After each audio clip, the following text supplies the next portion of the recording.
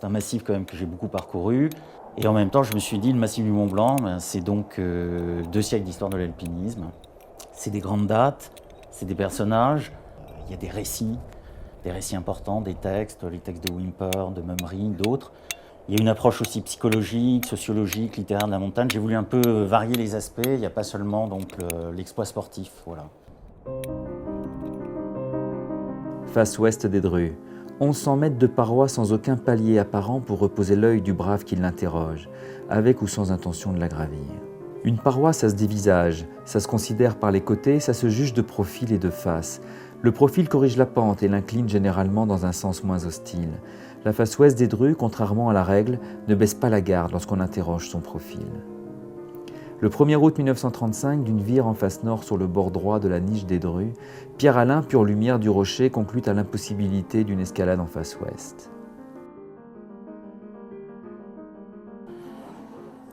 Dans les débuts, faut quand même reconnaître que l'épisode du petit Charlet qui part comme ça, sur la dent du géant, tout seul, qui en fait le tour pendant 2 jours, on sent le type qui fouine, qui cherche, qui essaye, ça c'est extraordinaire, quoi.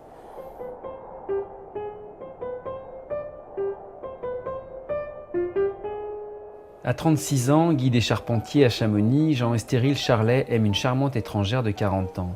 Sa cliente depuis plusieurs étés, Miss Isabella Stratton. Un amour partagé, leurs fiançailles au printemps 1876 font jaser.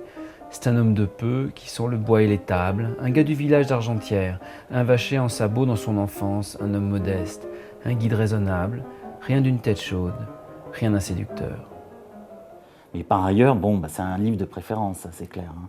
Donc j'ai essayé de mettre en valeur justement l'originalité de certains, la démarche, et puis aussi leur philosophie, leur façon d'interpréter ce qui leur était advenu à tel ou tel moment.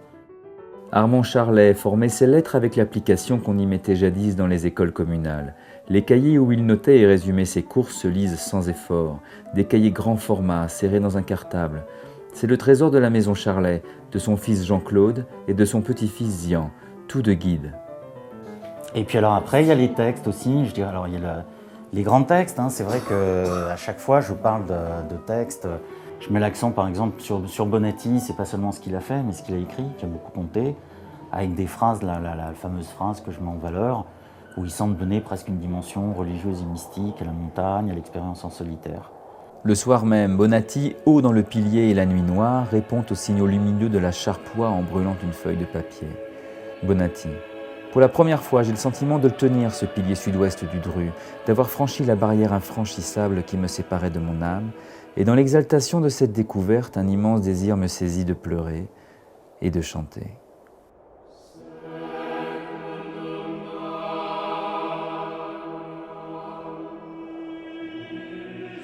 Je dirais que le préféré, c'est difficile, hein. C'est vrai que... Disons qu'il y en a qui sont particulièrement sympathiques, hein. Je pense que le petit Charlet est particulièrement sympathique, Knubel aussi, enfin le duo, hein, Jung-Knubel. Après, en tant qu'ancien parisien, ayant commencé l'escalade à Blo, l'alpinisme en venant de Paris, c'est vrai que je m'identifie facilement à des types comme Pierre-Alain. Ouais. Pierre-Alain, c'est le refus du pathos, du ton et des allures tragiques. Je n'ai jamais eu d'accident, je n'ai jamais eu peur, confiait-il à son fils unique Paul. Admettons que son fils est bien entendu, bien compris, n'est pas brodé tant il admire son père. Admettons. Dans ce cas-là, Pierre-Alain, c'est la dénégation du drame, jusqu'au mensonge par omission.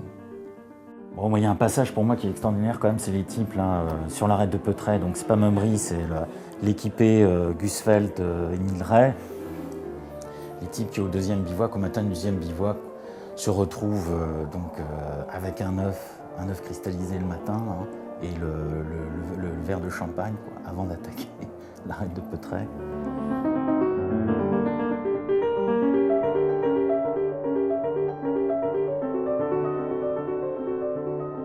C'est vrai que j'y ai mis pas mal de moi-même. Pourquoi? Parce que dans le massif du Mont Blanc, pratiquement j'y retourne plus, hein, plus du tout. Donc il y a eu immédiatement des espèces de retours en arrière par rapport au récit des alpinistes en question, des premières. Et je me revoyais ici ou là, dans certaines situations, sur certains lieux, sur des glaciers, dans des parois.